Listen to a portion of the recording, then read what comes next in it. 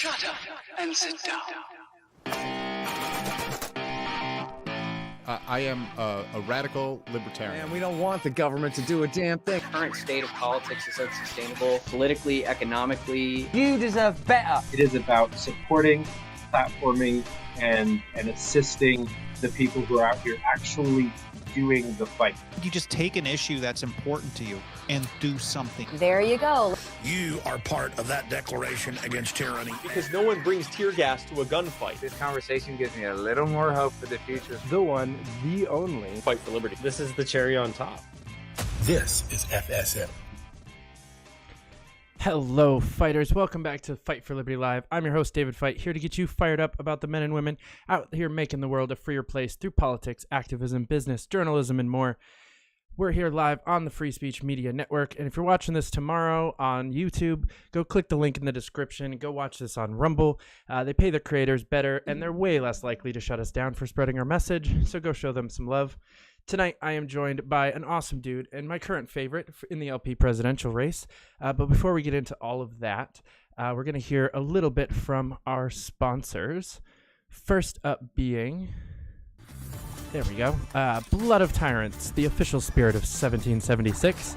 Now with a brand new energy tea called Liquid Freedom. We'll have you refreshed and energized to be out there fighting for liberty all day long. Or if you're looking for a nice night in, well, sipping on the blood of your enemies and supporting the destruction of the tyrannical state, look no further than Blood of Tyrants Wine. You can choose between a nice Merlot or Pinot Grigio, and it is distributed by activists you know and love. Go to bloodoftyrants.wine and use promo code FSM to get 10% off your first order. Again, that's bloodoftyrants.wine, promo code FSM. Our other sponsor for this wonderful episode is MyArkit. Save your digital legacy for generations. Don't just save your pictures where they are at risk of being censored, deleted, or lost. MyArkit gives you security and privacy at a great price while telling your whole story in your own voice and writing. Unlike a typical cloud backup to just dump all of your random pictures in, MyArkit has you upload one full memory at a time. A picture or short video post with text and or audio captions create a timeline that makes going back through your memories an easy and pleasant experience for you and your loved ones. And sign up for a 30-day free trial to see what this craze is all about. No payment info necessary. This is an actual free trial. So go on over to myarkit.com. Use promo code FSM, again, for another 10% off. That's myarkit.com. Promo code FSM. You can sign up for a personal account to save your life forever, or if you have an important event coming up, you can create an event account, which will let attendees add photos and videos for you and other admins to go through later and curate a beautiful digital album for your upcoming wedding, convention, graduation, shower, whatever it may be. So again, go to myarkit.com, promo code FSM. And last but certainly not least, Crafton Business Services. Crafton is dedicated to helping entrepreneurs start, grow, and maintain their business by providing a wide variety of products and services to make your business more efficient, manageable, and profitable. Crafton understands how frustrating getting your business off the ground can be. That's why they've put together their business-in-a-box solutions to turn your idea or side hustle into a fully functioning company in one place for one transparent cost. So for under $1,000, you get your corporate filing, your registered agent, a logo, business cards, marketing strategy, and an accounting consultation to get you started off on the right foot. All of that for just $9.99 plus state theft. And if you're looking for a little bit more than that, you can add a custom website, web hosting, more marketing materials, more time with our marketing team, 5 times the bookkeeping services, and your first box of business cards, all for $24.99, again, plus state theft. And if you already have a business, Crafton can help you grow to new levels with targeted marketing campaigns, affiliate programs, website and social media redesigns, and more. Or help make your business less of a headache with streamlined accounting, tax prep, and compliance. All of that is over at crafton.us, kraften.us, and use promo code FSM over there also to help support the network and the show. And if you like all of the logos and things from Free Speech Media, guess where they're from? That's all from Crafton. So go on over, check them out. We'd really appreciate it. They'd really appreciate it. and you show them love so they can show us love. Keep the network running. It's not a free thing to keep this thing going, so we appreciate your guys' help. But without further ado, joining the fight tonight, we have tech innovator, driver of really cool fast old cars, and candidate for Libertarian nomination for President of the United States, the one and only Mr. Lars Mapstead. Welcome to the show. Thanks. That sounds like a crazy person. That race car driver, tech entrepreneur, running for president. Who could have imagined that would be a thing? I mean, crazy people are kind of my thing, so we like it. Yeah. I mean, I just growing up the way that I grew up, if you would have told me those are three things that I would have been doing in my, at 50 years of age, I would have laughed at you. So it's pretty cool that's actually where we're at and what we're doing right now. That's cool. Hell yeah. So I always like to start off the show with a kind of intro liberty testimonial type question. So I'm curious, when did you realize that you were a libertarian? Yeah, I think, honestly, I think I've been a libertarian all my life, but I just didn't know it. And I think part of that is that the Libertarian Party is not great at messaging, that we're not good at getting our message out there. We've been a party for over 50 years, and there's still people telling me today, oh, you're a libtard because it has the word lib in libertarian, or you're a MAGA that smokes dope. And so, so anyway, essentially, I've always kind of been a maverick politically. I voted for Ross Perot early on because he was talking about the debt and how screwed up that was. And then I voted for this guy, Ron Paul, for the same reason. He was talking about the debt. And I have always been into economics. And so that was kind of one of the main things for me, was like, how was the president going to handle our economy and make it better for everybody? Right.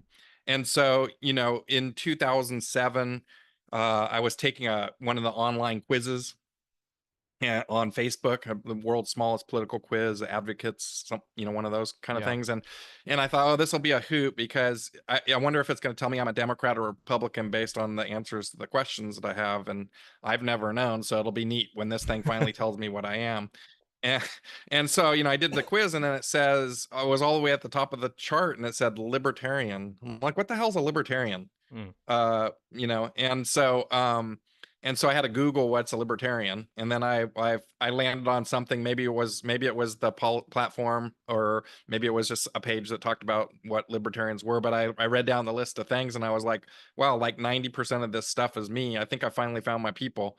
I think I finally found my thing. And what's interesting is, like, even though I voted for Ron Paul and he ran as a libertarian, I still didn't know what a libertarian was. So even Ron Paul didn't do a great job getting the message out of what a libertarian is. And then even then, when I said, okay, cool, I'm going to register as a libertarian, I remember telling my friends, dude, I'm a libertarian. And like, I finally, I was like so stoked that I finally could say what I was, and so I was preaching libertarian to everybody I could meet. I'm like, you guys got to see this, because I've never seen this stuff before. And this is exactly how I feel.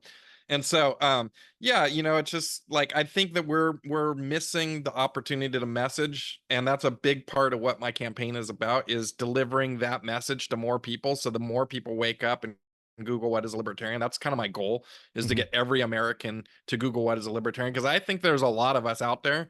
I just don't think that we are doing a good job messaging and getting the message out that this is the option, that this is the alternative to what the illusion of choice that we have. Yeah, I can definitely agree with that. I think it's interesting. I've heard a lot of people say that the world's smallest political quiz is like silly or antiquated, and like I don't know. I mean, libertarians just attack each other and everything, and like it's just what we do.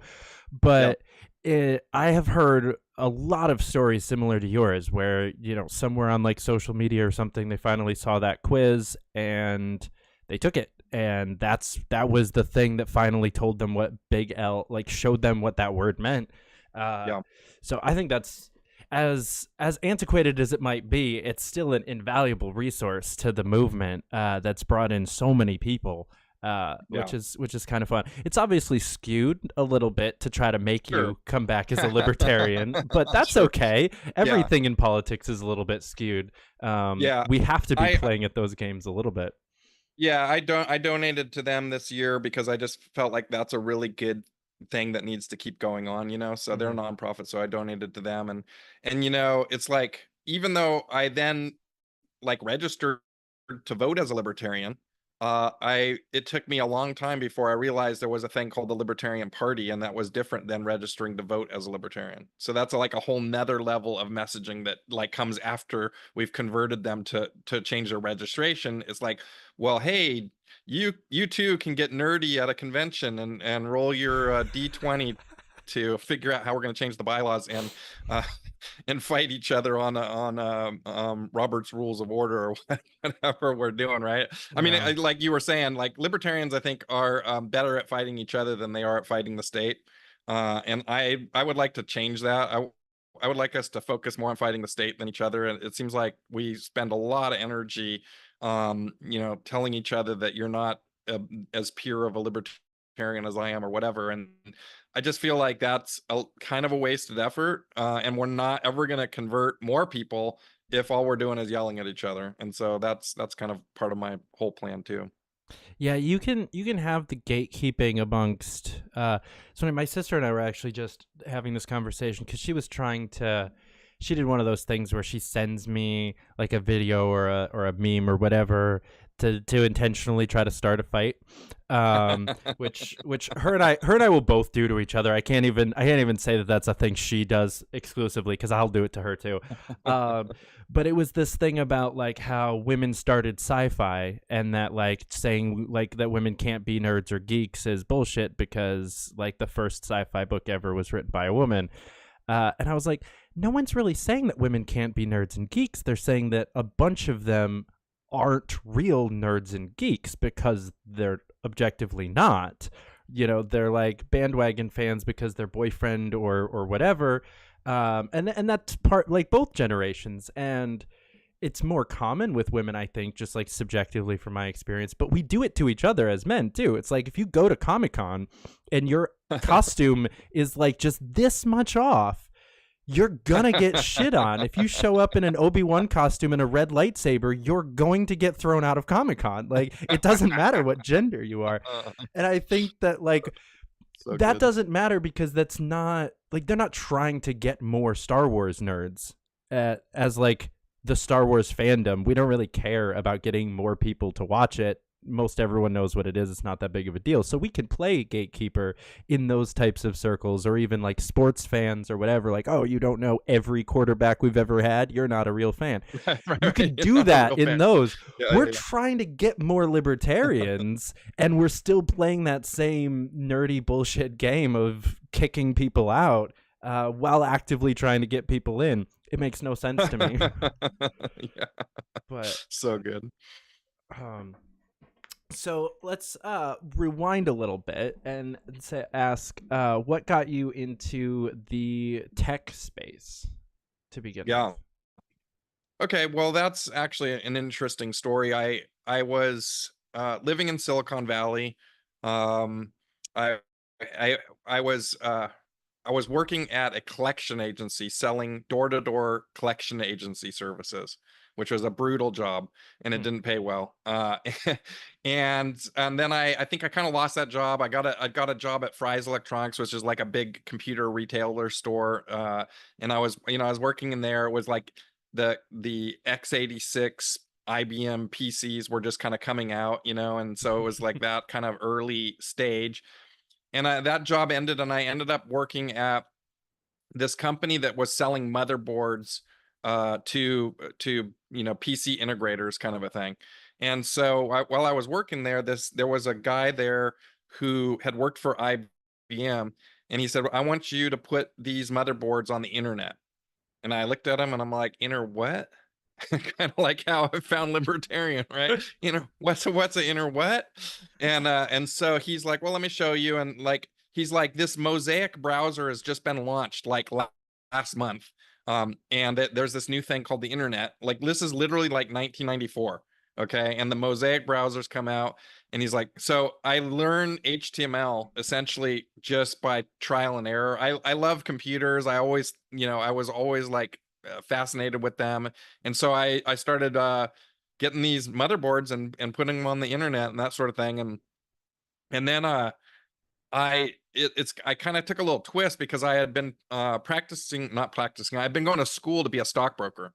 That was what I really wanted to do. I wanted to be a trader on Wall Street. That was like my big dream job because I wanted to, get rich. And I thought that was the fastest way to get rich was to be a Wall Street, titan or whatever. And so well, I got the end goal. yeah, I accomplished. Yeah. Well, it's actually really good when I tell you how this went down. So I get my stockbroker license and I tell the company that I'm doing the motherboard stuff for, hey, I got a new job being a stockbroker, working for this trading company, so I'm out, guys. And then the person hadn't told me when to show up to the stockbroker job, and so I called her and I'm like, hey, what time am I supposed to show up tomorrow for the job? And she's like, oh, I'm so sorry. I wasn't supposed to actually offer you the job. So the job isn't actually yours. And I'm like, well, lady, I just quit my job and I kind of need that to eat. What the hell? And so anyway, she said, well, you were talking about this internet thing and I think you should focus on that instead of being a stockbroker. And I'm like, this is kind of weird for this lady. She's like, and in fact, because I kind of screwed you over, I'll pay you to do some research on the internet for us because we don't know anything about it and it's brand new and we'd like to have something. So she paid me a little bit of money, and then I was needing another job because I was broke. I mean, I was like $30,000 in debt. I couldn't put even money in my gas tank. I was scrounging for money and just struggling, eating top ramen for days on end. This is in my early 20s. And so I then finally got a job. Yeah. So then I got a job doing HTML again in Palo Alto for this guy, Andrew Conroe. And I'm sitting there in his office, I'm doing the HTML, and he comes to me and he's like, hey, Lars. I'm like, yeah, it was like late one evening. He says, hey, I'm going on a date. And I'm like, okay, cool. He's like, yeah, but I got it off the internet. I made a website and I got a date off the internet. And I'm like, wow, you're a nerd. You're like such a nerd. You got a date off the internet. What kind of nerd are you? So anyway, so, and here I am banging away on the computer, right? Like I'm not the nerd myself. So it was pretty funny. But so anyway, that job didn't last very long. And I got he was very hard to work with. And so I ended up leaving that job. And then it was like a twist of fate.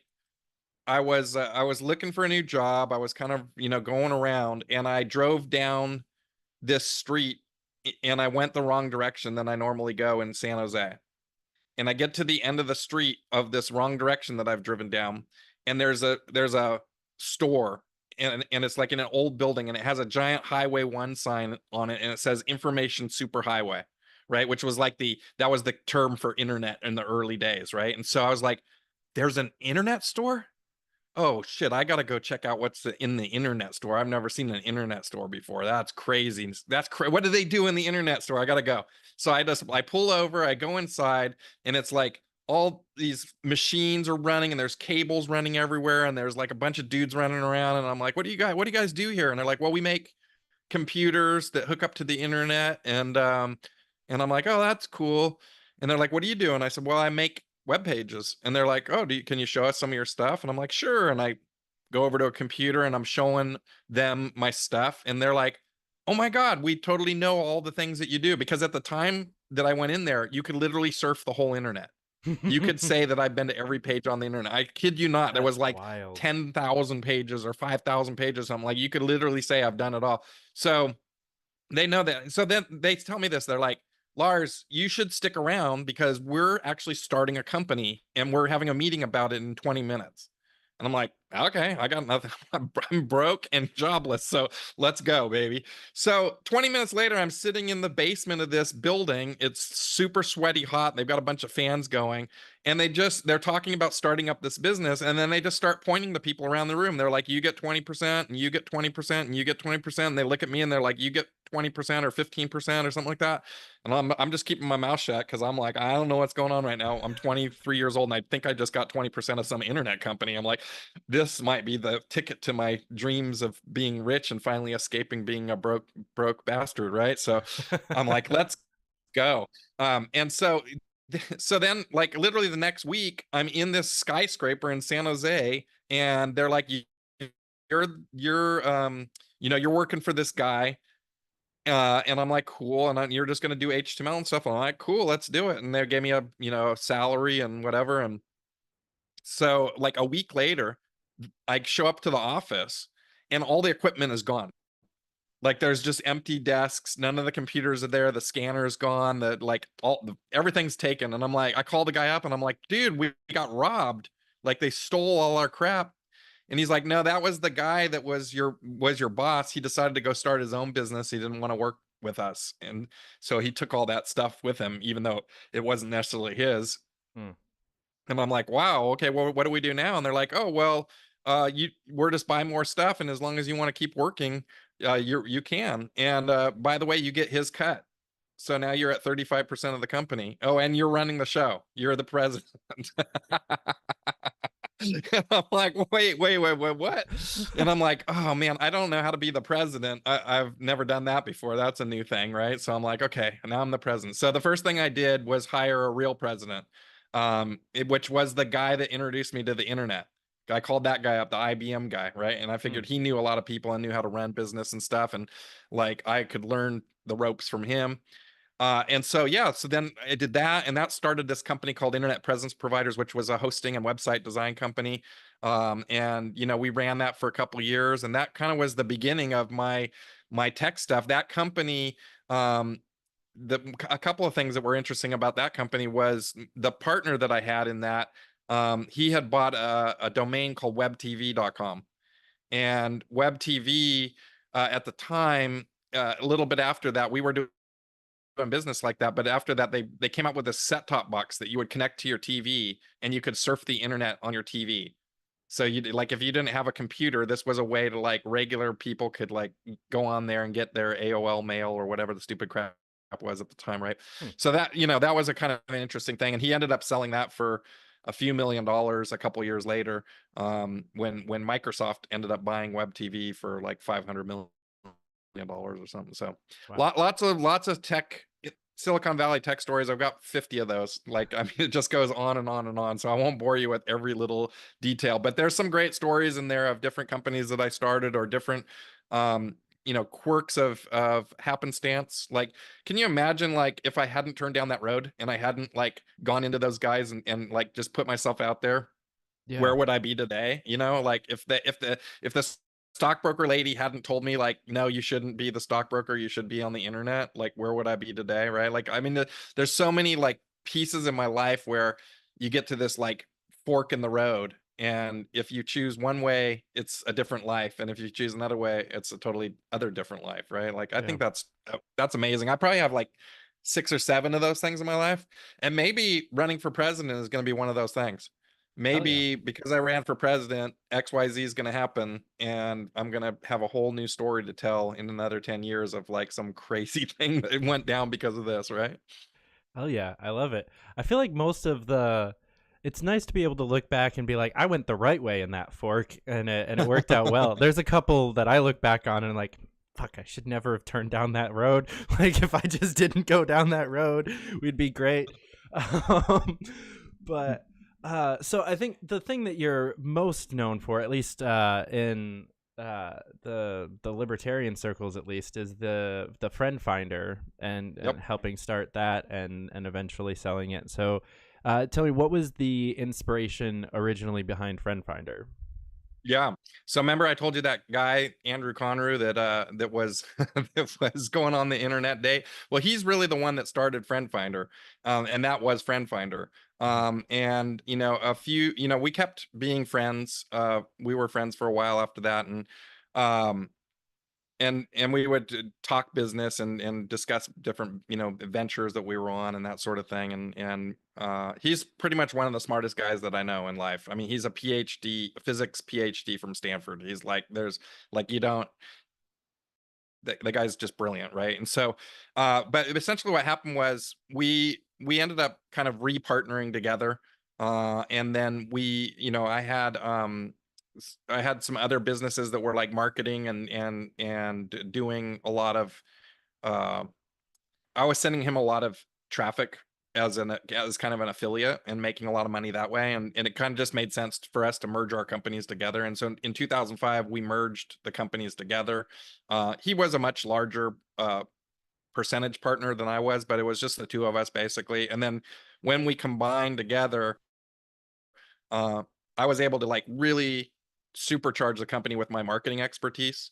And we grew the company. The company, when we merged together, I think it was doing like 150 million in sales a year. And within like 2 or 3 years, we were doing $350 million a year in sales. Like it just blew it up, right? And a lot of that, I mean, obviously he had the tech side down, and he had the huge staff of people. I had like 40 or 50 people that I brought with me, and when we put that all together, it was 600 employees. Doing 350 million a year in sales. And so it was a big company, and it it wasn't, I really don't like big companies. I like companies that are like 20, 30 people, where you can get everybody around a pizza table, and then and discuss how you're going to do your next thing or whatever. And so when it got big, it was like a lot of middle management, and it was just like what wasn't super my cup of tea. But yeah, we had a great time, and then we ended up selling that in 2007 for $500 million. And it was time for me to break away. I had two young daughters at the time, and I just wanted to focus on their education and being a good dad to them. And I had put in probably like 80 hours a week for almost 20 years. And I was just kind of over it. And I had, and I saw a good exit for an amount of money that would make it so ridiculous that I would never have to, really worry about it again. So I said, screw it. I want to go enjoy life. Right. And so that, and the funny thing is like, I went and tried to like just retire at 40 years old, and it lasted about 6 months, and I was going totally insane. I was like, oh my God, this is so boring. I got to do, I got to get back in the game. I got to do something that it keeps my brain active and working, and I think that's why I'm really enjoying this presidential run too, is because it really is like running a startup. It's like, I got to put this team together. We got to work on the marketing. We got to work on the messaging. We've got to work on all the infrastructure and getting all, the graphics people together and the PR people together and all the pieces. I think it's great. It's exactly what I'm good at. And then to top all that off, you get to do the crazy marketing online on social media, which I'm really good at and I enjoy. And so, all the memes and just like advertising and running ads. I love running ads because you get to like trial and error all different kinds of stuff to see what's working and what's resonating, right? And I've learned in marketing that like what I think is right or what I think is the good thing is not necessarily the good thing. Yes. I let the audience tell me what they like and what they want to hear, and then I give them that, right? Because that's marketing, right? And so it really works well. And so, yeah, I've literally spent hundreds of millions of dollars on Google ads, on Facebook ads, and now I've been spending a lot of money on Twitter ads. I'm reaching 500,000 people a day right now on my Twitter account just through advertising, and then organically we're reaching quite a few people that way as well. So that's what I'm trying to do, is get the message out. I'm not waiting for the general election to be the nominee and then start marketing. I'm marketing now because I want millions of people to hear our message, and I have the opportunity to do that.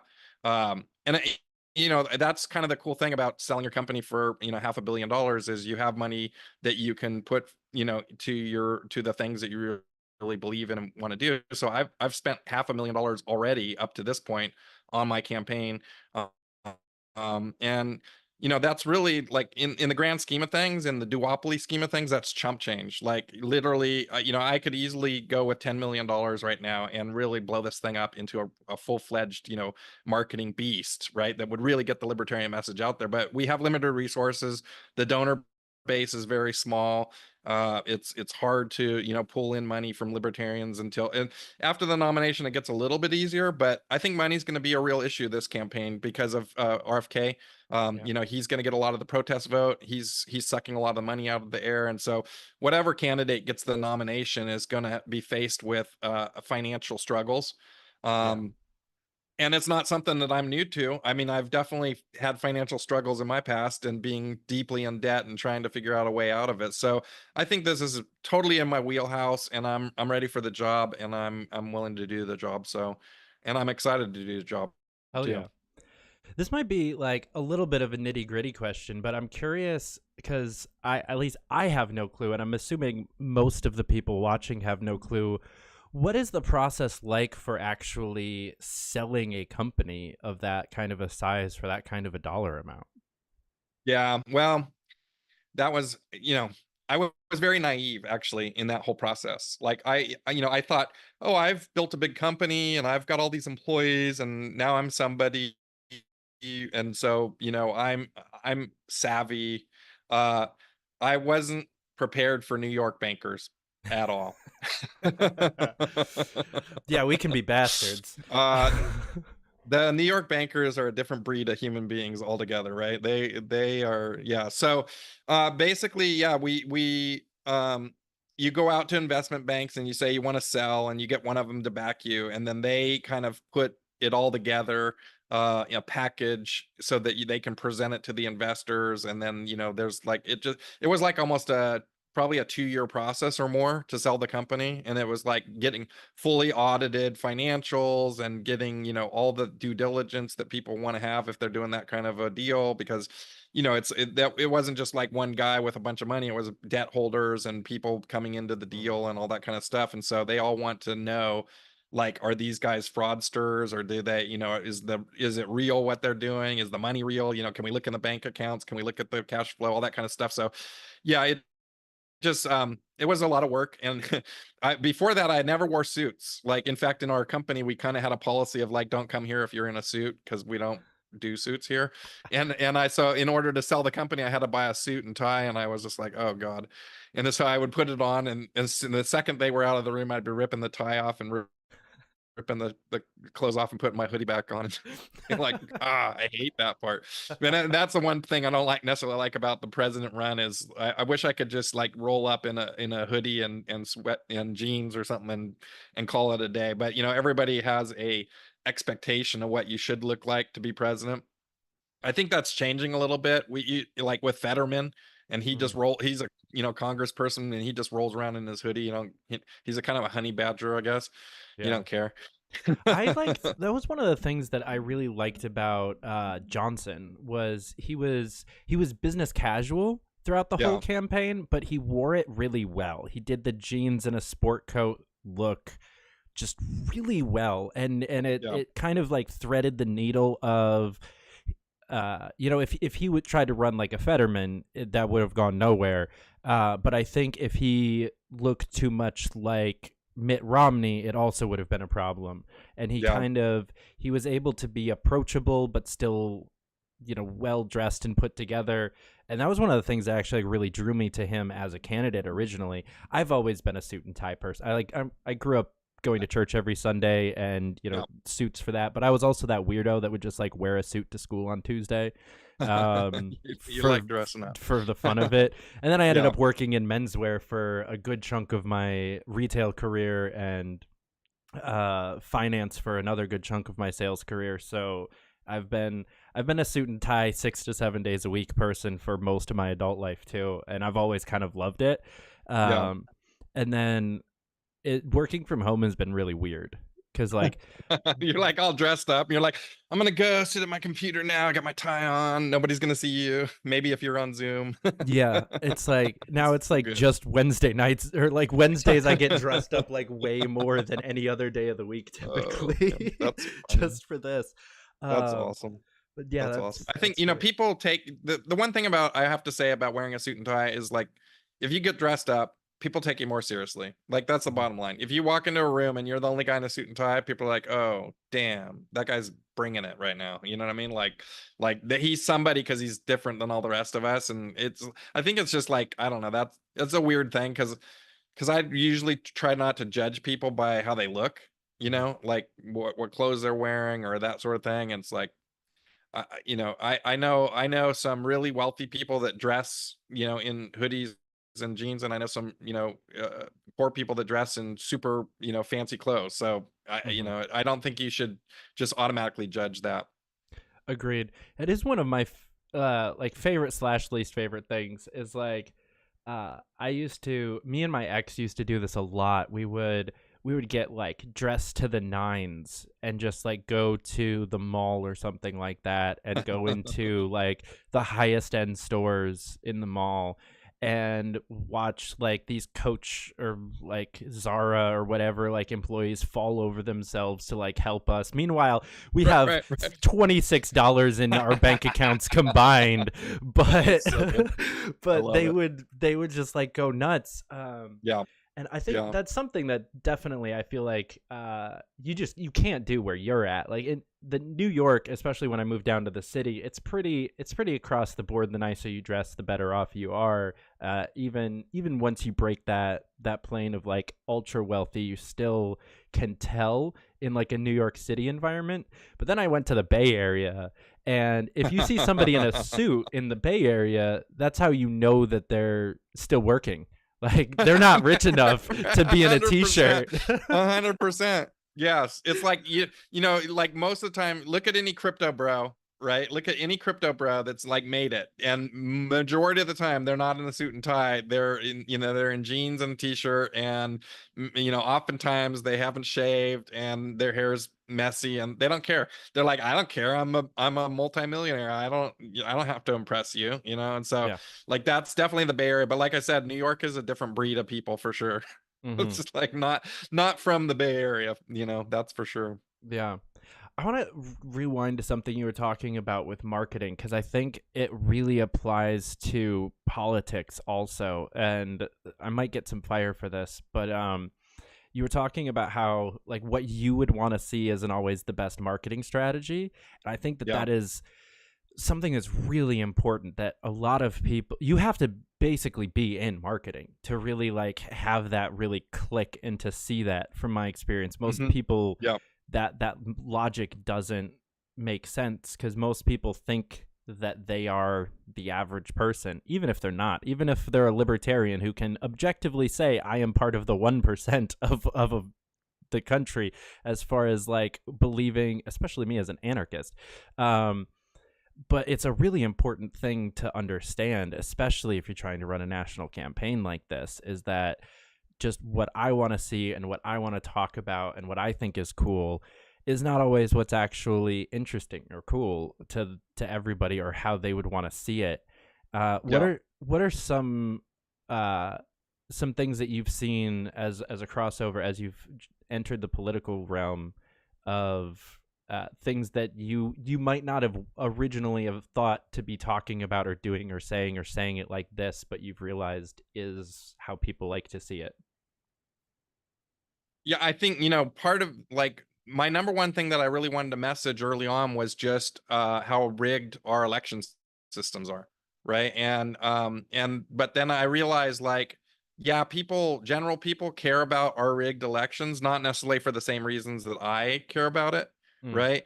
And that they don't really necessarily care that libertarians have ballot access or not, as an example, right? Like I want to tell everybody like, hey, they screwed us, we don't got ballot access, and they're like, hey, we don't care, what are you going to do for us and help with our wallet, right? Like we care more about the economy and the inflation that's going on than whether you can get on the ballot or not. Like we really don't care about that much, right? Like you tell them, hey, but you don't have any choice and you have the illusion of choice, and they're like, yeah, we know that the system's screwed, but what are you going to do to fix our wallet?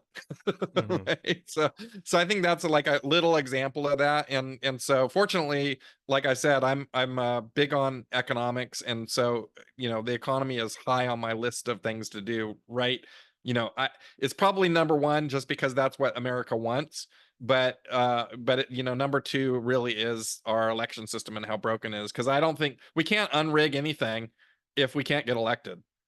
We can't unrig anything if the election system is so broken that you only can have duopoly choices for the rest of your life. Like, why would anybody ever try to run again if you're so suppressed and you're so we have to fix that. That's critical.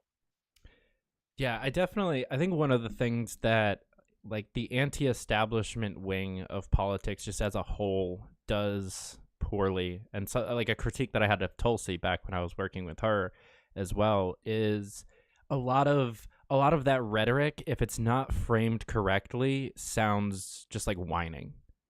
You know, it's not 100%. it has 100%. nothing to do with them. It's just like, I want to be in the debates. Why aren't they letting me be in the debates? They're mean. Yep. No one Yep. gives a shit. No.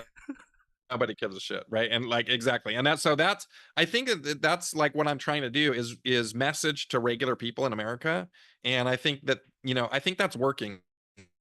I think the media is picking up on that. That's why I've been in 8 or 9 national polls so far. None of the other candidates have really been in national polling at all, and it's because I'm doing all that advertising and all that marketing.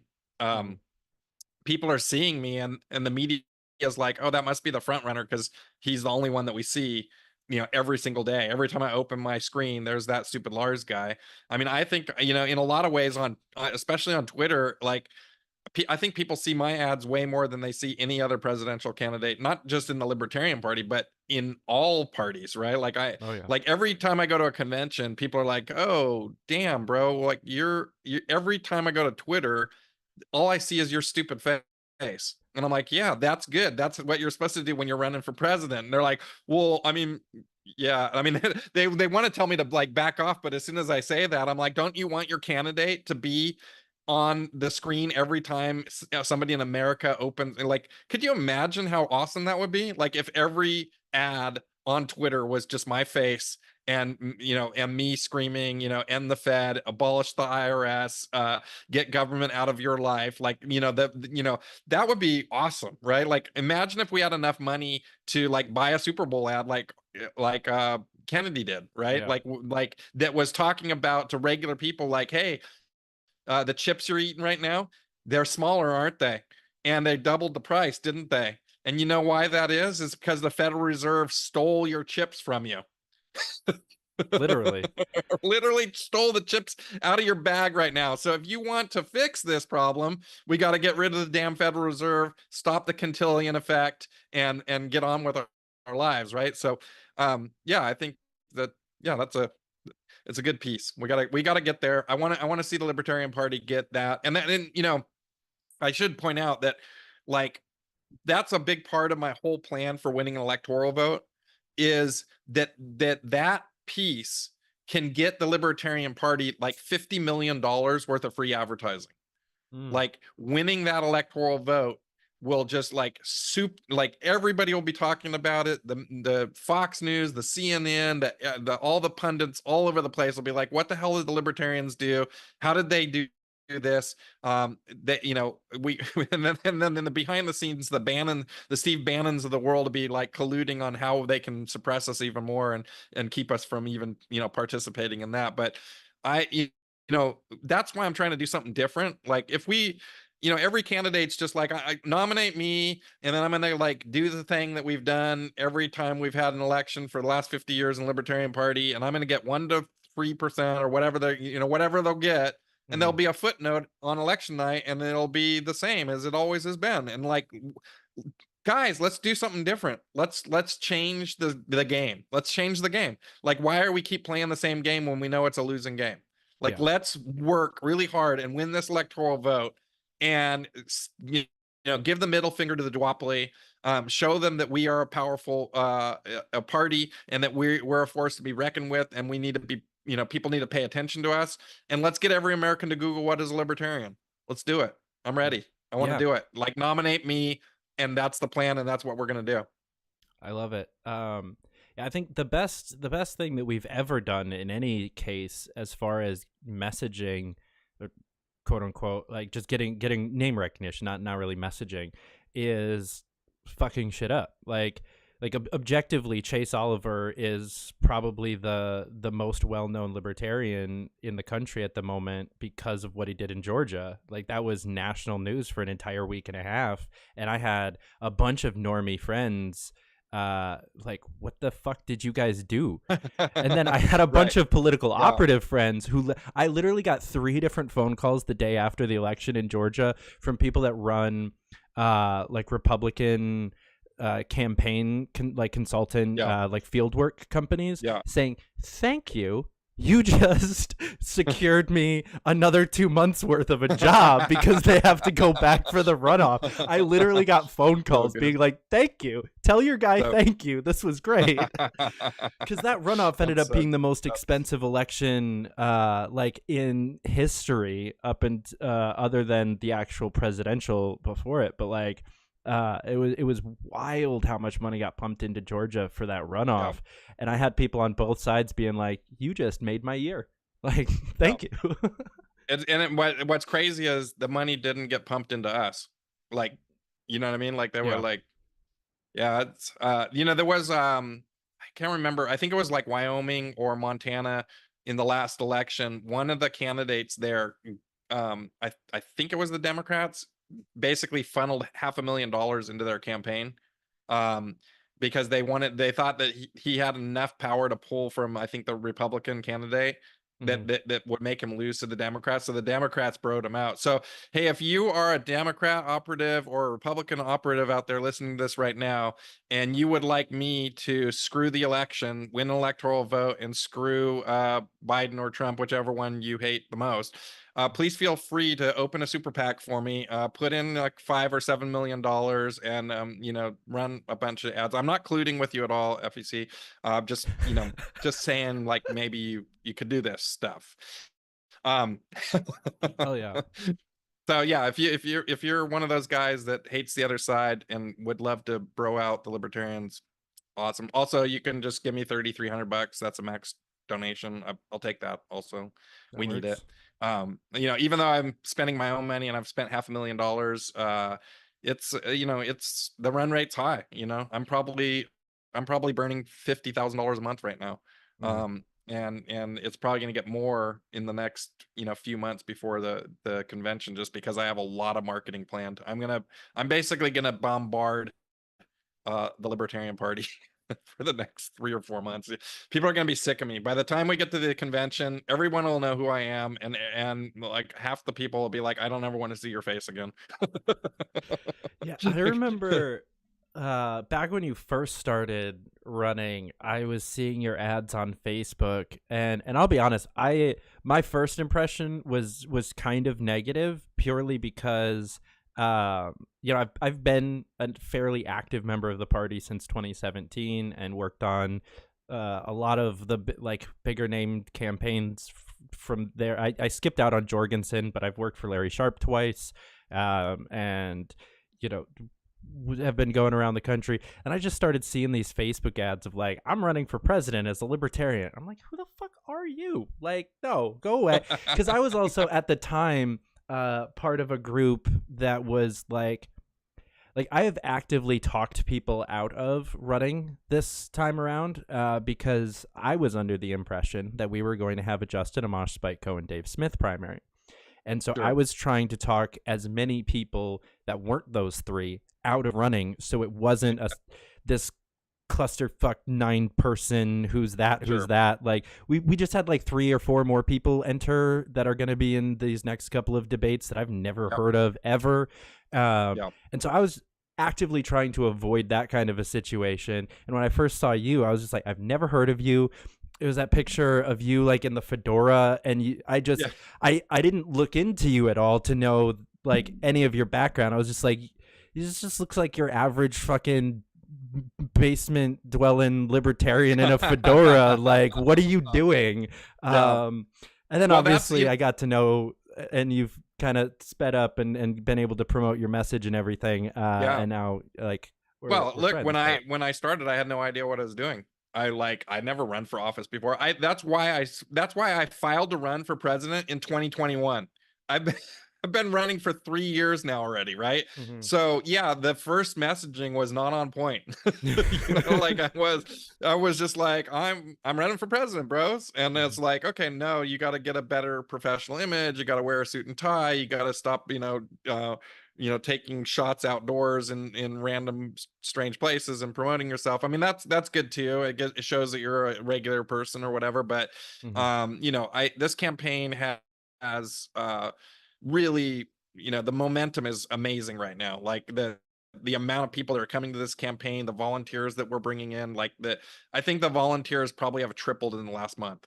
Like we're probably getting close to 300 people on the volunteer list. I've got a lot of paid staff, and we've got, and the people that we have are just like pounding the phones, and we're a marketing machine now. Like the next 3 or 4 months, like I said, we're just going to be pounding the Libertarian Party with messaging, because I want to win this thing, and I think that I can win this thing. And I think I'm the best candidate for the party to get our message out to the most people in the general election, and I'm thoroughly convinced of that. Yeah. And I'm convinced that I will be able to reach more people than any of the other candidates, just because of the business that business experience that I have. The other candidates don't have that, and they don't have the financial resources to make it happen. So I'm hoping that they pick me just because I really want to put my plan into action and really see it through. Because I think winning an electoral vote is actually achievable. I mean, it's going to be a lot of hard work, like, make no mistake, right? But I mean, right now, every weekend from now till May, and for the last like 8 or 10 weekends, I've been somewhere in the country, flying around, going to conventions, talking to people, shaking hands, and then when I come back, it's every day 5 or 6 hours of Zoom calls and podcasts like this, and I'm grinding. I'm like, I'm at max capacity right now. I'm just like full steam ahead. I want to win this thing. I'm putting in the effort, so let's do it. Let's make it happen. I love it. Yeah, I personally, I very much agree that you are the best candidate in the race currently. And to be honest, that kind of goes back to what we were talking about marketing not necessarily being what you agree with. Because, you and I have some disagreements when it comes to actual policy and philosophy. I am an anarchist, so yep. I was just watching your interview with Dan Smots from North Carolina earlier today, yep. And I'm with him. I'm definitely, the system's already down and unriggable and unfixable, is my personal opinion. Yeah. But the kind of people that are going to show up to vote in November are not of that opinion. Otherwise, they wouldn't be showing up to vote in November. Where you're the candidate, I can actually sell to my parents and my sister and my friends who are, leaning libertarian, have voted. Like, most of my close circle are like kind of politically agnostic people that voted Johnson, Sharp, Jorgensen, Sharp. And I'm pretty proud of that, but they're not active in the party or anything like that. And so I can't pitch them a Josh Smith candidate that that's just would turn them off. And honestly, I wouldn't be able to really pitch them Spike Cohen either. Out of that Dave Spike Amash, even though Spike is one of my closest friends, and Amash is the person that I know the least well out of those three, he would have been my choice for that reason, because he's somebody that I actually could have sold to people. It's like former sitting congressman put together, but the story is good. The story is good, right? Yeah, that's that was Gary Johnson, right? Governor, right? Like that's a pretty solid track record, and shows you can win and all that kind of stuff. And so, I mean, you might be right. The system might be totally screwed. We might not be able to unrig it. I mean, that's the reality of it. It might be too late.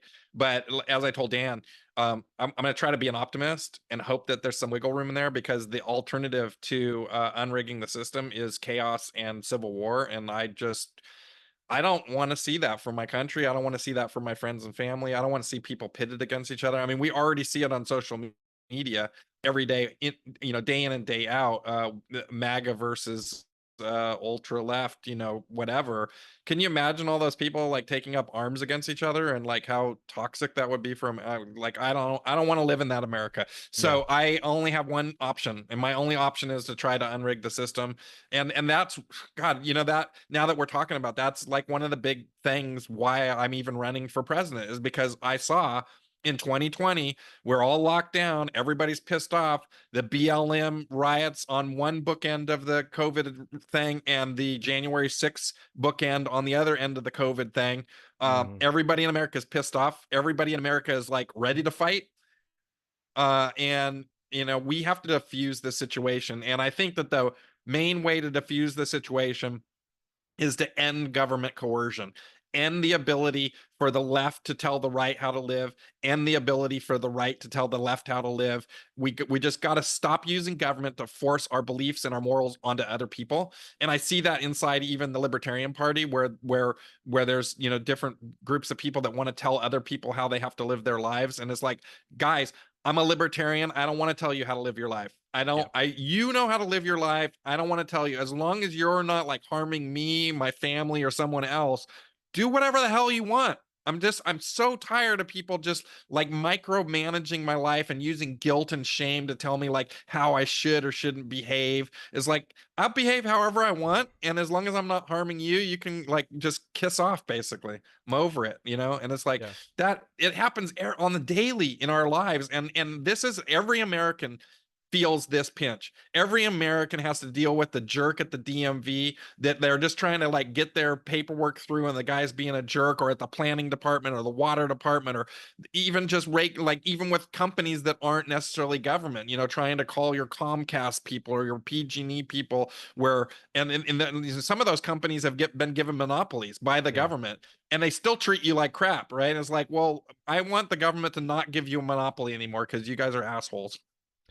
Hell yeah. I don't think you should service me. I don't want to be serviced by you. That I made that meme. I love the meme. It's like this old school 50s girl on a telephone. It says, "Hello, government. I'd like to unsubscribe, please." Like, that's the story of my life right there. I just want them out of my life. I'm over it. Yeah. Fed up. I think I think that there is a good chunk, it's obviously not a majority yet, but there is a good chunk of the country that is, the more and more the centralized power happens, the more and more the power that gets put in the hands of the president and the federal government, the more people understand this and are just like, what, like another meme that's been going around for years is like, you know, it shouldn't matter who's president, right? It, like, if the president has enough power to make you that scared of President Trump, that means the president has too much power. And same thing with Biden or even Clinton, like whichever election you want to talk about. Like, if you're terrified of who might win the presidential election, maybe that's the problem, not who's winning. And I think that there is a good swath of the country that is slowly waking up to that and actually, you know, kind of coming to terms with the fact that maybe we need to kind of rein in some of that power. States' rights movements are kind of growing.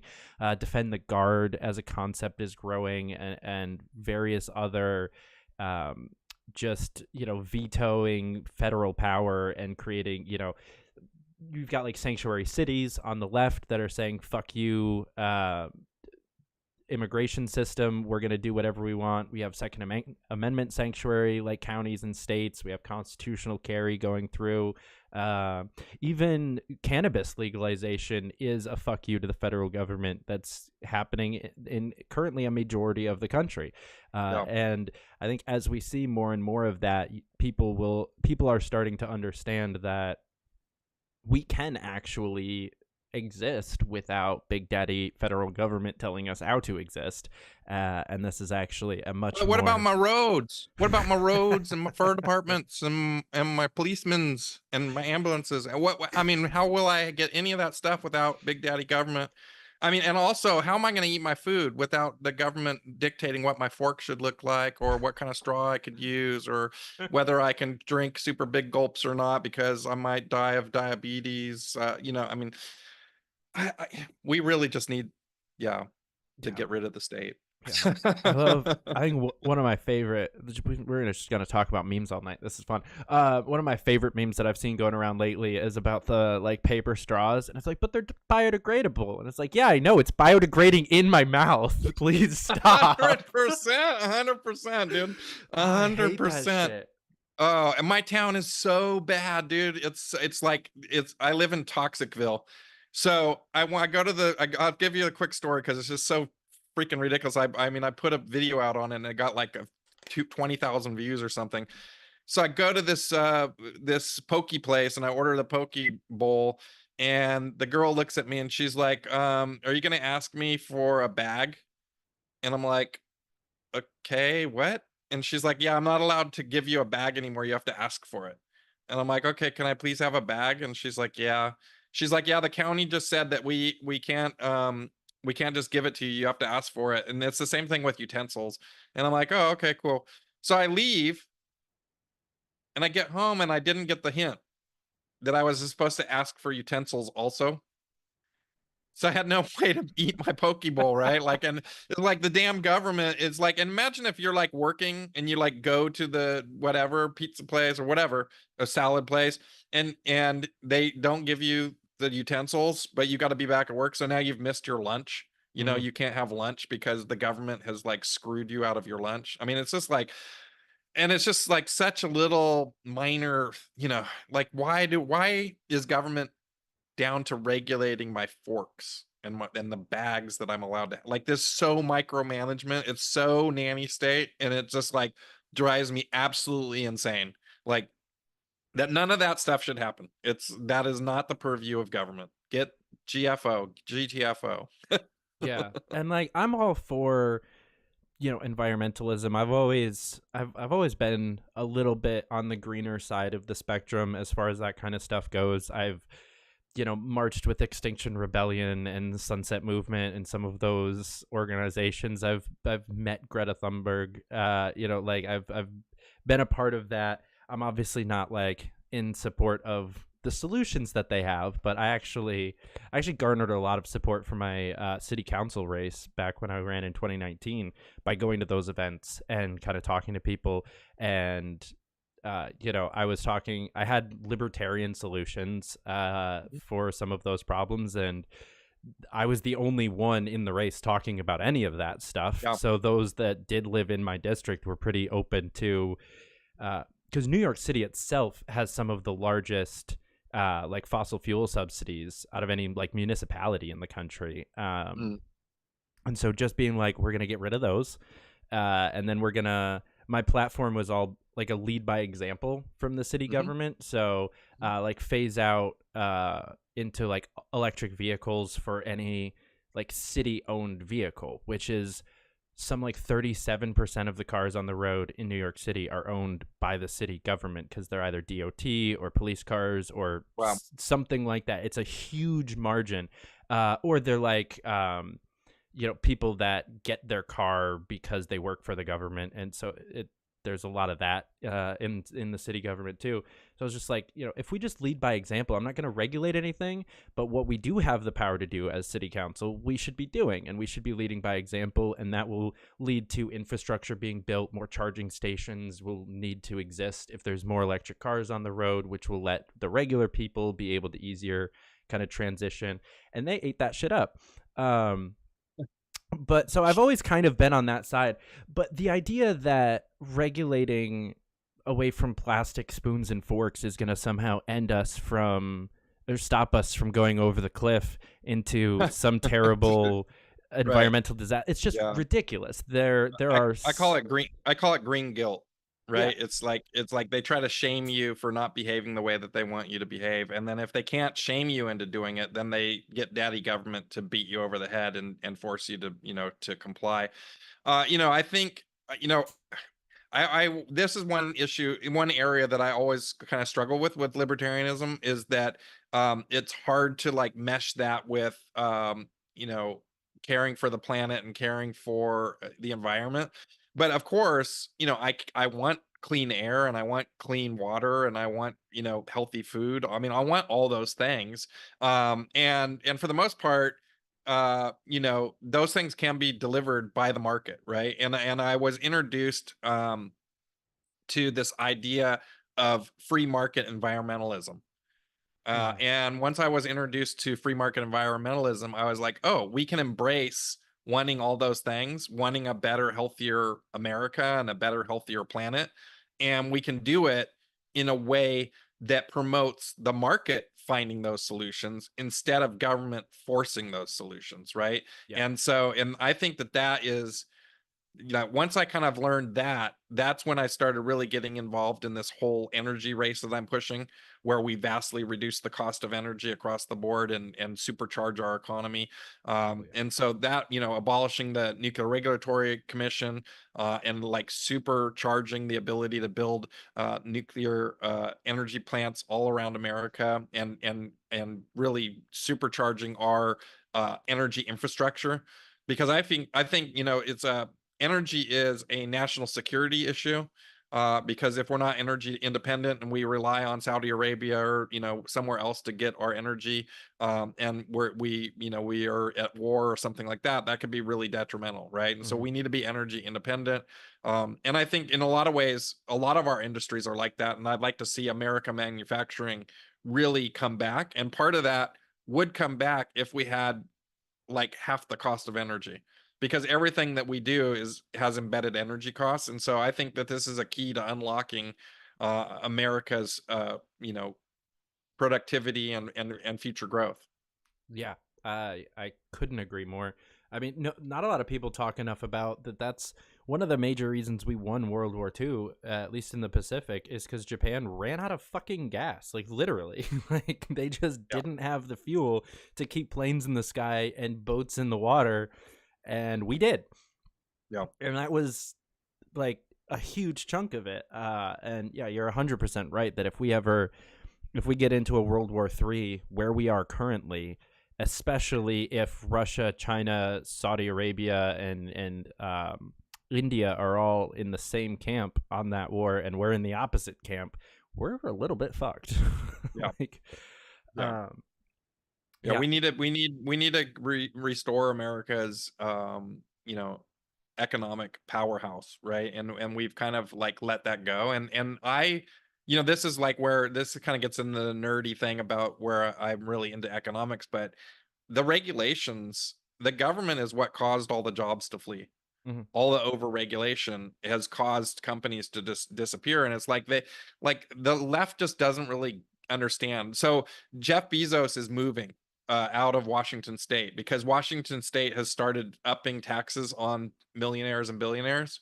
And so he's like, screw it, I'm not going to pay tax. I lived here and I, had my company here and all that kind of stuff, but I'm not going to live here if you're going to tax the crap out of me. I'm moving to Florida or wherever he's moving to, some tax-free state, I'm sure. And, the left is all outraged. They're like, you should pay your fair share. You should stay in Washington and pay the state tax like a good citizen or whatever. And I'm like, no, he doesn't owe you anything. He doesn't, it's not, his, and it was, and so it's the same kind of thing. If companies are being charged, they have to pay a certain amount of money. They have to pay for all these pensions. They have all these rules and regulations in America. And there's the same opportunity for jobs to be filled in another country at a cheaper amount or with less taxes. The company would be an idiot not to move there. Right. Yeah. And it's like so America has screwed itself, and the left has basically screwed all the working people of America because they've made all the jobs disappear. And it's funny because like I was looking up Taylor Swift because she's like the favorite of the left right now, and she's a billionaire, but somehow if you're a left billionaire, it's okay. If you're a right billionaire, you're evil, corrupt person, but left billionaires are fine. But it turns out billionaire Taylor Swift lives in Tennessee, which is also a tax-free state. Yep. In her defense, she lived in Tennessee before she was rich also, but no. Yeah. It's just funny though. It's like, I mean, I think, people should be able to vote with their wallets and shouldn't be forced. It's like they tried a wealth tax in France. There was like maybe 10 or 15 years ago, they tried this crazy, they were going to fix the budget by just taxing the shit out of the rich. And so they put like a 50% tax on, billionaires' wealth or something like that in France. And literally the billionaires just left France. They moved to like Austria and wherever they went to, Belgium or something like that. And they renounced their citizenship to France. and became citizens of these other countries. There was some famous like producer guy that did this. I can't remember, Scorsese, or I don't know. I remember it was like some guy that was like super famous, right? And he left, and then France was like begging him to come back because he was like, he was giving them like hundreds of millions of dollars in taxes a year, and suddenly he just renounced his citizenship and said, lick it, I'm not giving you another dime. And then there was no way for them to come back at him, right? Like there was no way to get that back. So the left will bleed you dry until there's nothing left to give, and then they'll complain that that everything is I mean, all you have to do is look at Venezuela, right? Yeah. Like that's all. Or Argentina. Like you just look at that, and that's exactly what happened. They were like the boomingest economy in South America. They implemented all kinds of socialist things to make sure that everybody was taken care of, and eventually no one was taken care of, and they had to elect Milei to fix the problem, right? Yeah. I'm excited to see what happens there. But yeah, I'm not even, this is weird. Like I'm an anarchist, and so I don't believe that like the government is the way to do this, but I am not an enemy of the concept of like a social safety net and like a way to help people. And like, I was even vaguely an Andrew Yang fan with like his plans for UBI, yeah. Mostly because of how he wanted to get there, and how he wanted to fund it. And it was basically by gutting the federal government and a lot of the overhead, and a lot of just the bureaucracy. And if you gut that, you've got a lot of extra money lying around to actually implement a UBI. The math didn't actually work out. He was about like 65 to 70% $7 trillion of the way. off. Yeah. Yeah. The problem is that government breeds mediocrity, right? Yes. And the more government we have, the more mediocre we become. And while it sounds great to like bro out every citizen with a certain amount of money so that they feel like they can, survive, what that really does is it's super inflationary, because you're devaluing the value of money, right? The money has value because people are putting production into the value of money. Right. Yeah. Of course, the Federal Reserve with its fractional reserve currency completely screws the pooch on that. But the idea of currency is that it's backed up by the production of the citizens. But if you're just handing out money like we did in COVID, like where everybody was getting $1,500 checks, people, like I heard all kinds of people be like, oh, bro, I stopped working because I'm getting more money from COVID than I did when I was working.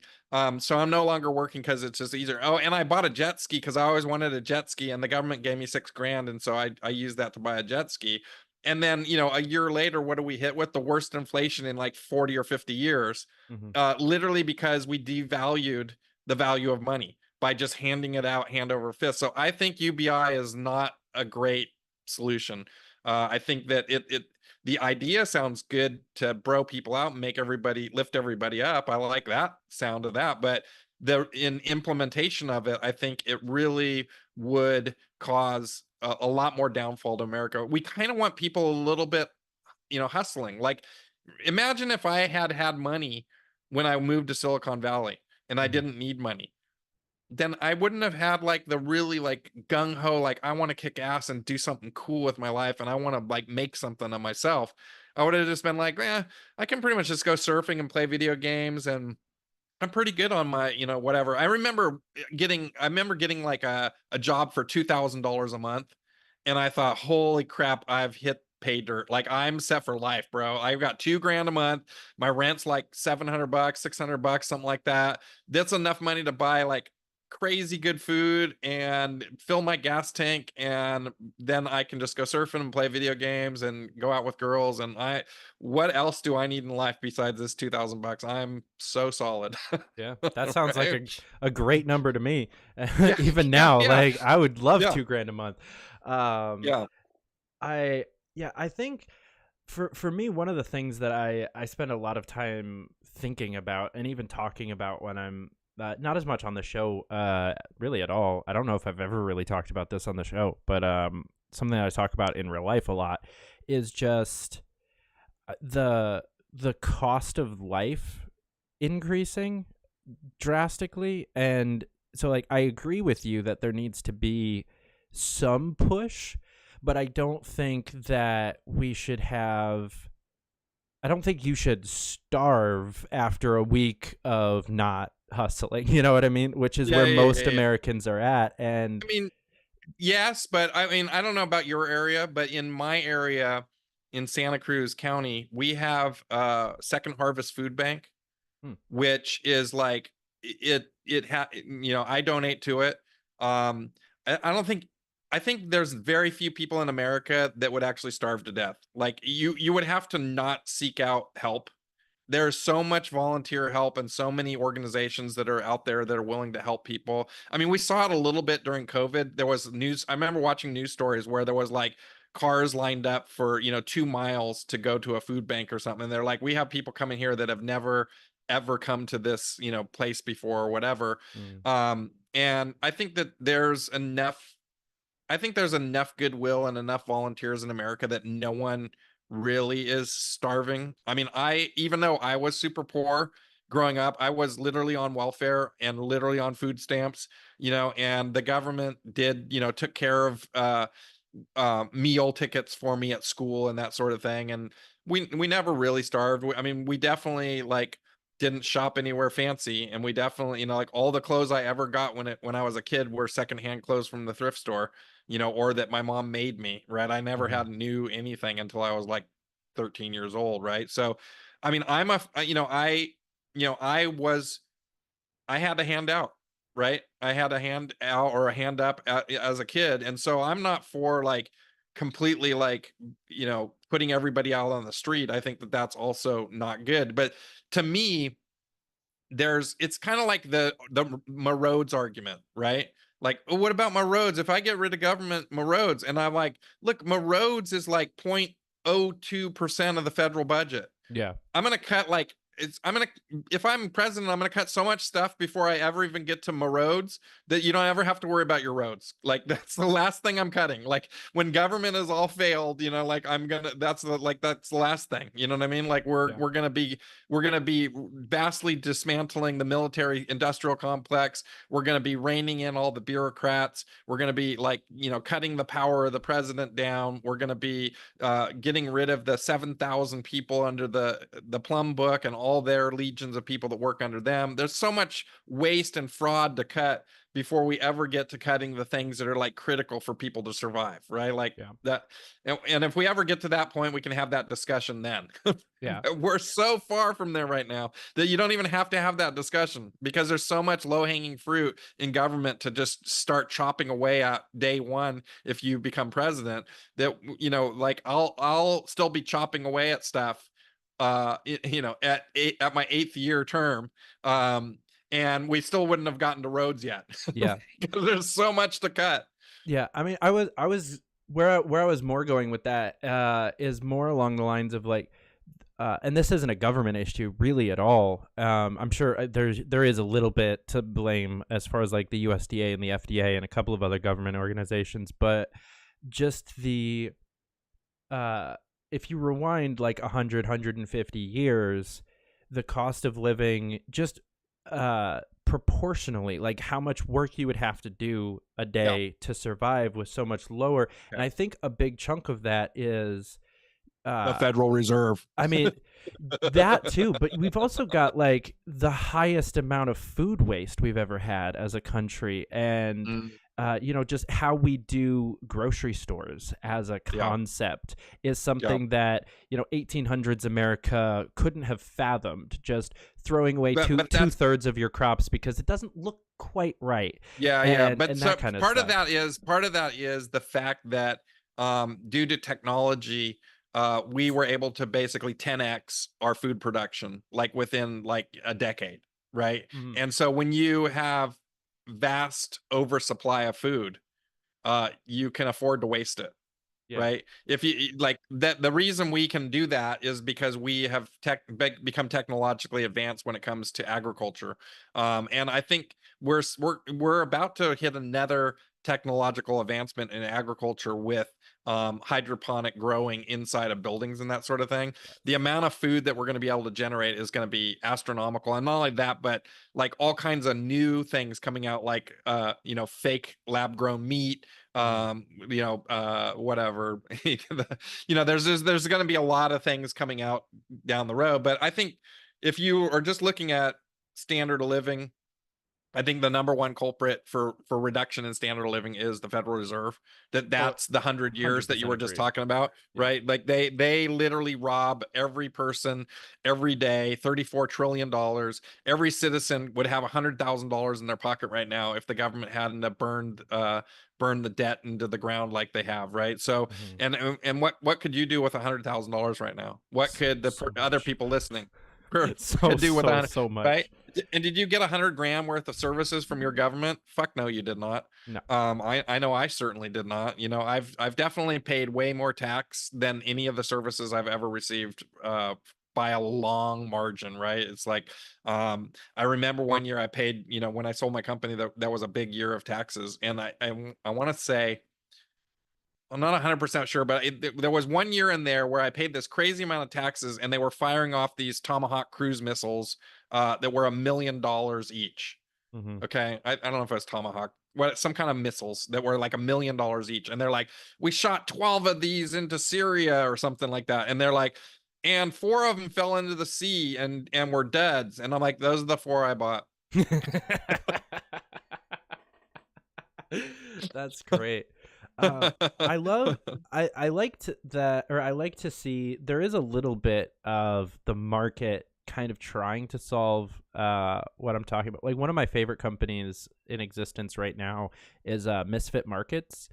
Sure, if you're familiar. It's like a food delivery, like you get a box of food every week or month or whatever, but it's like the rejects, the stuff that literally won't go to a grocery store because the squash looks like this, and the tomatoes are a little bit misshapen and whatever, and it's a third the price that even like an Aldi or something like that would charge you. I love it. It's great. I think if we get like a little bit more of that would definitely, as much as the government's caused problems, to try to not sound too much like a commie, I do think capitalism as a structure also has caused a decent amount of these issues of just the way that we have, because really at its core, capitalism is a society based around the getting and keeping of capital. Like, that's where the word came from, and that being our major mindset for 200 years, I think has been problematic. And it's nice to see. I don't like the far left commies wanting more government to solve this problem, because that's not helpful. But there is a chunk of the country that's kind of waking up to, well, maybe quality of life should be our major thing and not just the size of our paychecks, because the size of our paychecks has been going up, and standard of living is not. Standard of living. You know what I love about this Misfits Market thing? I've never heard of this before, but this is exactly free market environmentalism. Is exactly what this is. Like, this is a solution to food waste. And now they're using stuff that normally would have been thrown away, and is, like, that's one of the things the left always talks about is consumerism and just going through stuff and not using everything that we get.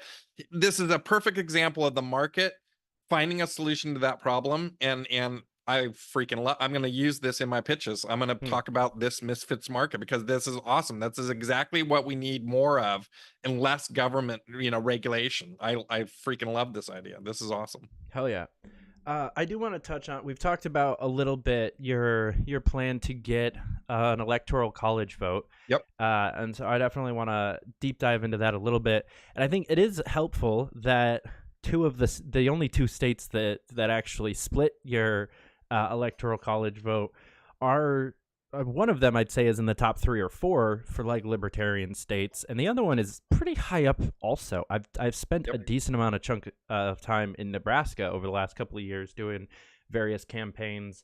I was there petitioning for voter ID laws. Y'all can crucify me in the chat for that if you want to. It was a paycheck. I've worked for so many worse things in politics than voter ID laws in Nebraska. I went to a rave when I was in Omaha, and ended up standing outside smoking a joint with about a dozen people that were just like attendees of the rave, and I happened to have met the whatever university, the big one there, their Yale state or like their Yale chapter president was at this rave, and I had been hitting on his sister, so like I was talking to her, and then she was like, "Oh, my brother loves that," because I was wearing my Dan Berman hat. So good. Take this everywhere Taxation I go. is the, yep. And she was like, "Oh, you should talk to my brother. He would love that." And ended up, helping plan like Yale event with some other people, because they were trying to do like a shooting event, and we just had like this group. It was like me and Ben Heckman, and then just like 10 other random people that had just happened to be at this like EDM concert, just all talking about libertarianism, and most of them didn't know what the word meant to like, but they understood the concept and were really loving the conversation. We were just like having the spirited conversation. We were like attracting more people who were leaving, or like coming outside to just smoke a cigarette or whatever. And they like, "What are you guys talking about? Oh, this is cool. Wait, you guys like weed and guns? Wait a minute. There's a party I can have weed and guns? Hold on. Tell me more." And so I think, you've definitely got a good chance, especially in Maine. Like Maine is a great state for libertarianism. Harrison up there is doing an amazing job with the party. They're doing some great stuff. They elected Eric Brakey 7 times over or whatever. They do good stuff. So tell me a little bit more about what your actual game plan is to break the electoral college system. Yeah. Well, as you pointed out, Maine and Nebraska are the two easy things on there. And I did the same kind of deep dive that you did. As a marketing person, I know that you want to have the smallest audience possible when you're spending money and trying to win something, right? Like winning an electoral vote in California would be damn near impossible with 30 million people just because of the money, right? But it turns out in Maine and Omaha, Nebraska, lower Maine and Omaha, Nebraska, that you only need 250,000 votes or 240,000 votes, somewhere in that range, to win the electoral vote.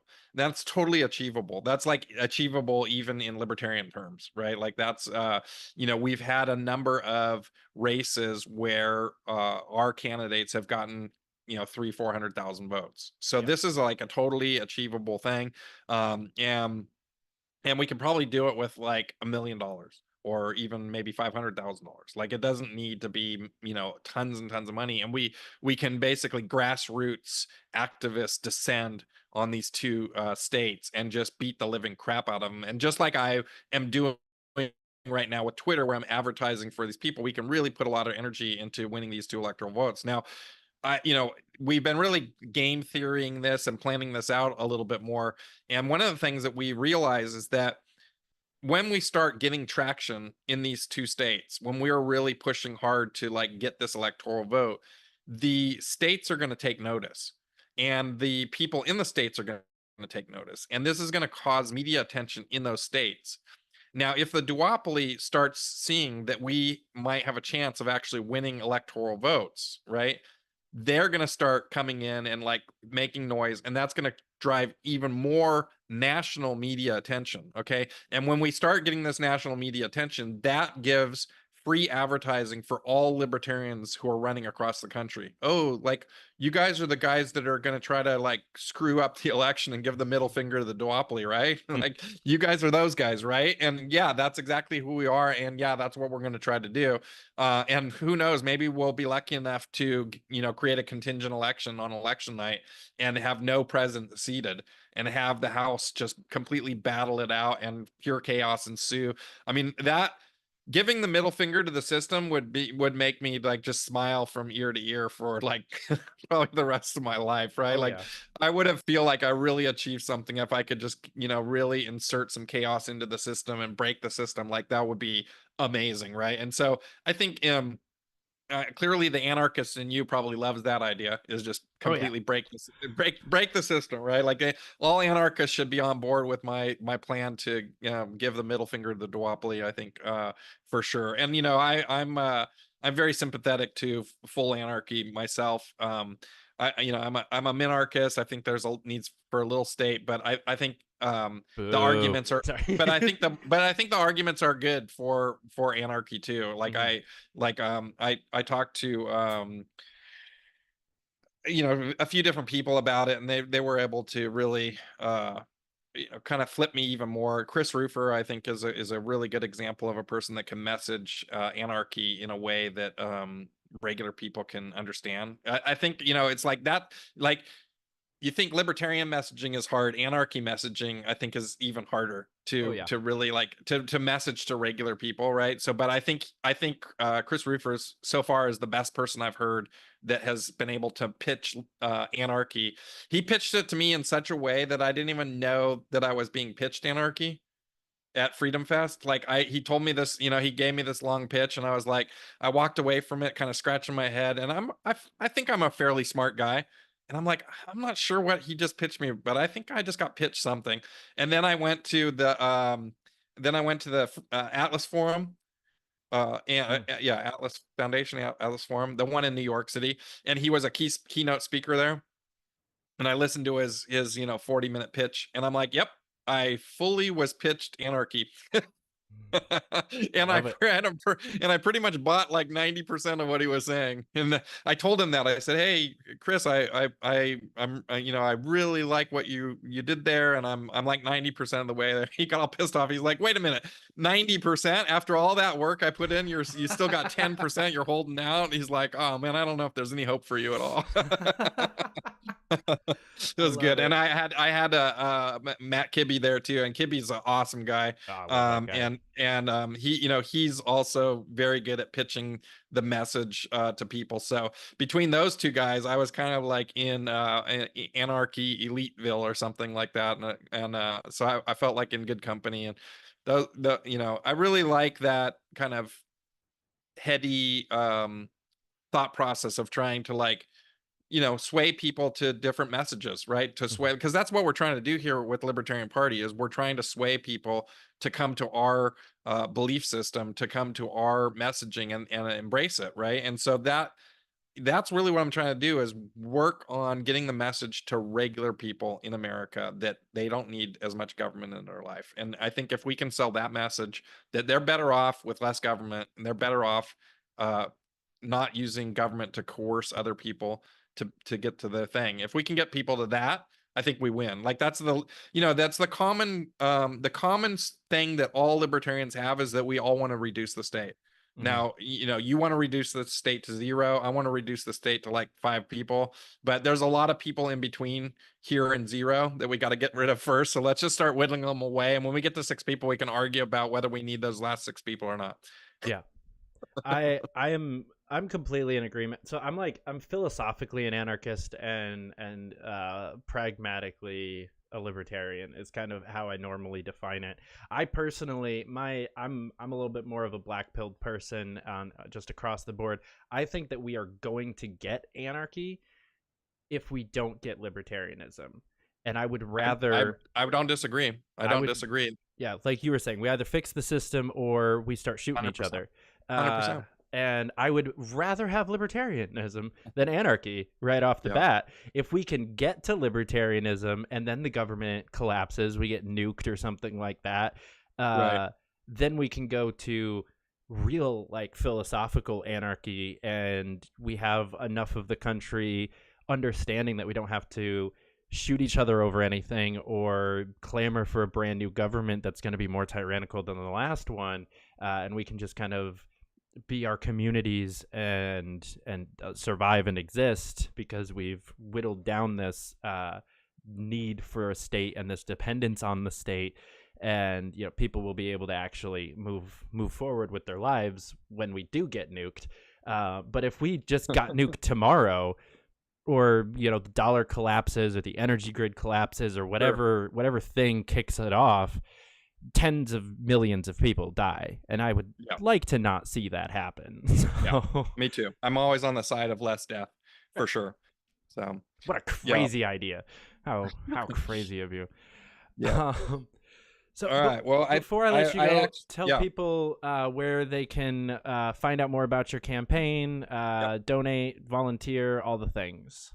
Absolutely. So yeah, of course, social media, at Libertarian Lars on X, Lars for President on Facebook. I'm also on Instagram and Twit and TikTok. And you can find out all my policies. We have 37 pieces of policy that my team has written over the last 6 to 8 months. And we've had lots of experts in, and we have white papers. It's not just like a couple of lines of text of this is what we'll do. It's a very detailed plans of action of what we're going to do to unrig the system, which I think everybody should take a good look at. Lars24.com to check that out. I have an awesome team. I'm looking forward to being the nominee at the convention and really just kicking ass for libertarians into the general election in November of 2024. So please come out and support me. I need delegates. I need volunteers. We can't do this without you. We have 200 or 300 volunteers at this point, but we really would like to get to 500 or 600 people that can just pound phones and really get the message out there. So do that, and obviously be a delegate for me in Washington, D.C. I need it.